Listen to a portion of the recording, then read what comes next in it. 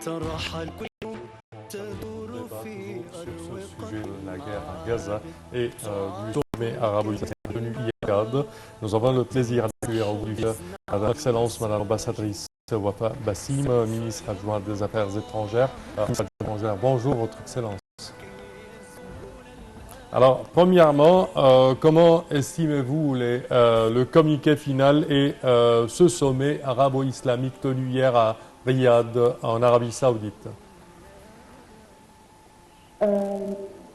Je trouve que le sommet a été très important parce qu'il a bien montré que c'était le moment de la vérité. Tous les pays, tous les États présents, membres de ce sommet commun entre les deux grandes organisations, la Ligue arabe et l'Organisation de la coopération islamique. Tout d'abord, ils ont exprimé leur frustration, leur condamnation de tout ce qui se passe à Gaza depuis plus d'un mois maintenant. Nous nous approchons de presque 40 jours d'atrocités, de bombardements, de tueries sans précédent dans toute l'histoire, en fait. On n'a jamais vu ça depuis presque la Deuxième Guerre mondiale et même avant.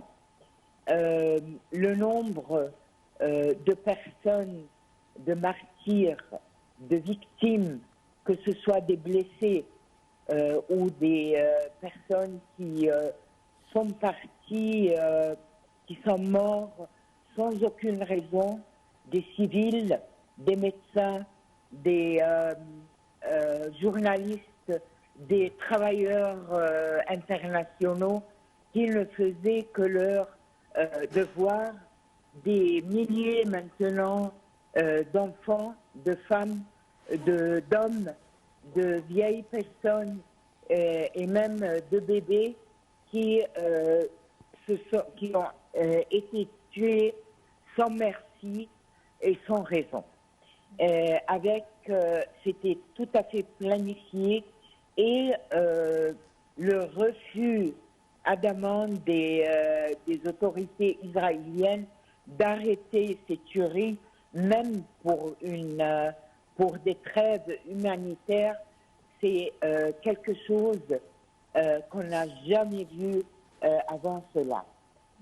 Après les condamnations, il y avait une réflexion commune de comment faire face. Quels sont les pas en avant qui doivent être pris pour arrêter ce massacre abominable, vraiment, sur un peuple démuni de toute possibilité, non pas de résister et de protéger, mais toute possibilité de continuer à vivre. Le sommet, le communiqué issu par le sommet contient 30 paragraphes opératifs qui vont de l'arrêt immédiat du feu, du cessez-le-feu immédiat, de l'acheminement des vivres, des médicaments, du traitement des blessés, de l'enterrement des milliers de cadavres qui remplissent les rues, les maisons, ou ceux qui restent des maisons et des bâtiments à Gaza. Aussi, et puis il passe de là à l'importance d'arrêter le refoulement que pratiquent les autorités israéliennes pour faire sortir la population de Gaza du nord jusqu'au sud, et Dieu sait après où ils vont essayer de refouler ces milliers de personnes, d'habitants qui vont à pied, puisque du nord jusqu'au sud, qui font à pied, puisque les chemins aussi et les routes ont été bombardées et détruites. C'est une scène inhumaine sur tous les plans. C'est pas une crise humanitaire, c'est la crise de l'humanité. Exactement. Ensuite, il y a les étapes que ce groupe, disons que cette communauté arabo-islamique devrait prendre pour augmenter la prise de conscience de la communauté internationale pour mettre fin à ce massacre. Tout d'abord en exerçant une grande pression sur l'État hébreu, la deuxième pour qu'il arrête et qu'il fasse le cessez-le-feu et permette l'acheminement humanitaire, des aides humanitaires. Deuxièmement, la protection des citoyens civils, des travailleurs, de l'ONU, des journalistes, d'aide médicale, et puis aussi l'arrêt du bombardement programmé, pré-planifié de tous les hôpitaux et les centres médicaux qui restent, puisque déjà nous avons 25 hôpitaux qui sont sortis du service, oui. Et aussi les centres d'aide médicale rapide et la continuation du bombardement du grand complexe médical Al-Shifa et d'autres aussi. Oui, Madame l'ambassadrice, désolée de oui. vous interrompre. Justement, vous avez noté plusieurs points positifs qui ont été dégagés de ce sommet. Effectivement, rien que le fait déjà de voir tous les chefs d'État présents, l'Iran qui était présente après de longues années de rupture de diplomatie entre elle et l'Arabie Saoudite, le fait de voir l'Iran présente à ce sommet est déjà un grand pas pour la paix dans la région. Effectivement, on a noté plusieurs points positifs, la présence également du président syrien Bachar el-Assad, qui est quand même un message fort aussi envoyé à l'Occident, mais de manière factuelle, on va dire. Est-ce qu'il y a des solutions qui ont été dégagées de ce sommet? C'est-à-dire que l'Algérie et le Liban, par exemple, avaient proposé une rupture claire et des sanctions claires économico-politiques avec Israël. Nous savons que les Émirats arabes unis et le Bahreïn, par exemple, s'y sont opposés à de telles sanctions. Est-ce qu'on a une solution claire qui est dégagée de ce communiqué final? Je crois la solution est très bien connue. Nous n'avons pas à chercher ailleurs des solutions. La solution, c'est le cessez-le-feu immédiat, l'acheminement de tout ce qui se rapporte à assistance humanitaire pour les habitants de Gaza. Et je pense que très bientôt, nous aurons besoin, si cela continue, nous aurons besoin d'appliquer toutes ces décisions aussi sur la Cisjordanie, et même le sud du Liban. Les atrocités oui. commencent là-bas, les bombardements, non seulement à Gaza. C'est une attaque globale sur tous les pays de la région qui risque, comme l'a dit notre président dans ce sommet, qui risque d'étendre la guerre, et non pas un conflit, mais c'est une guerre, qui risque d'étendre cette guerre sur le plan régional, ainsi posant un danger immédiat sur la paix et la sécurité de toute la région et même au-delà. Donc la solution est très claire.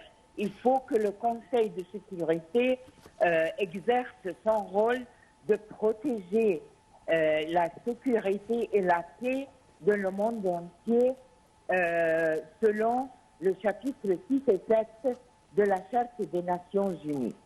Il faut que Israël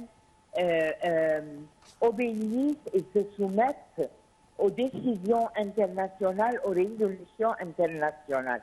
Et ce qui pose un veto, spécialement les pays de l'Union européenne, Oui, et les États-Unis? Les États-Unis et la Grande-Bretagne et le Royaume-Uni, ils doivent arrêter d'exercer ce veto si ce n'est pas pour la paix et la sécurité, pour sauver tous ces êtres humains, toutes ces vies humaines qui sont égales dans leur importance, dans leur valeur. Il n'y a pas une vie qui est plus importante qu'une autre vie. Exactement. Et puis, je trouve que une étape qui va en avant, c'est d'avoir chargé 6 ou 7 pays avec la coordination de l'Arabie saoudite comme président du sommet arabe et du sommet islamique, de les charger de entreprendre immédiatement un mouvement sur le plan international pour mobiliser les volontés politiques des partis concernés, et qui est tout le monde en fait, mais il y a des partis de plus en plus responsables que les autres par cause de leur grande puissance, de leur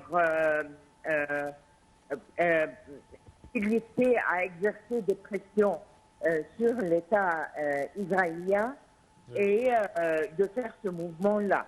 Aussi, mais aussi, ça ne suffit pas seulement de calmer ou d'arrêter cette guerre qui se passe maintenant, puisque cette guerre risque de se renouveler à chaque moment, même si elle s'arrête pour l'instant, elle risque de se renouveler tant qu'il n'y a pas une solution juste et durable pour le conflit israélo-palestinien, et qui réside et qui est déjà ce qui est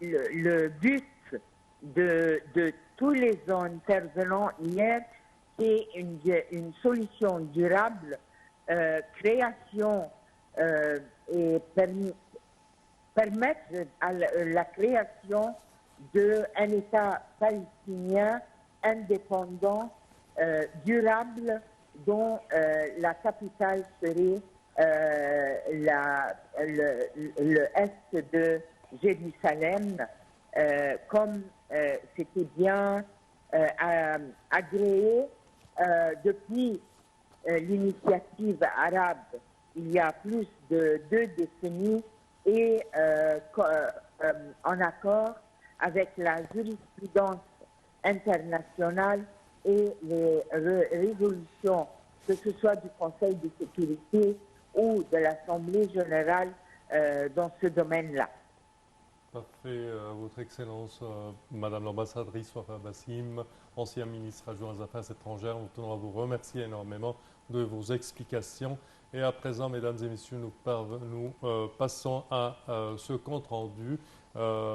Guerre Israël-Hamas, quelle situation humanitaire déjà sur le terrain à Gaza? Alors la bande de Gaza fait face à une importante crise humanitaire en raison